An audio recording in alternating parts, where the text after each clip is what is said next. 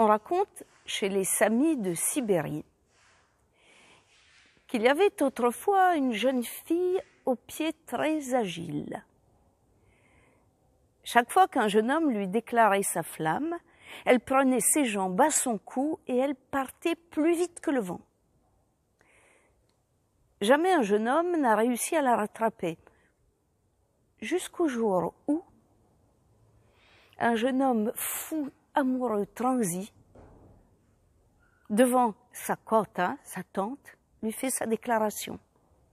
Elle part comme une flèche. Il la suit. Et les voilà qui courent.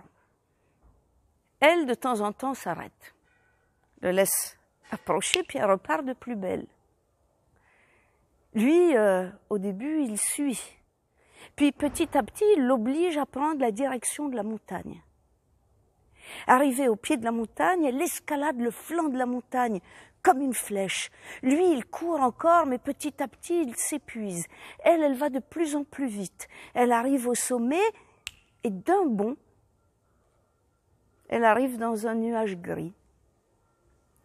Et de son nuage, elle observe le jeune homme qui commence vraiment à avoir du mal à courir. Elle le voit, qui arrive au sommet de la montagne et qui s'écroule à bout de force.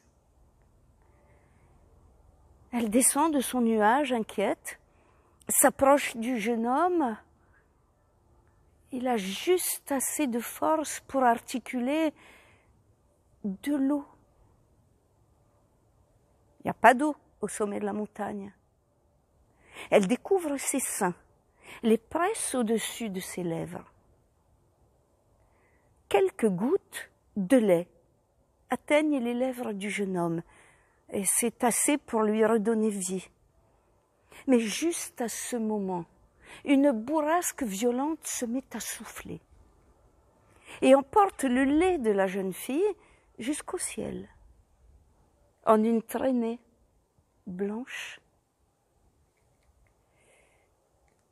Quelques gouttes de son lait retombent sur elle et la transforment en statue d'argent.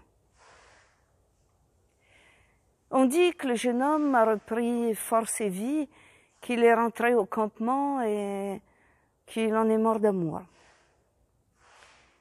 Quant à la jeune fille d'argent, quand vous et moi nous regardons le ciel la nuit, nous voyons encore la trace de son lait, que nous appelons la Voie lactée, et une lueur argentée dans la nuit. C'est le reflet de la jeune fille d'argent.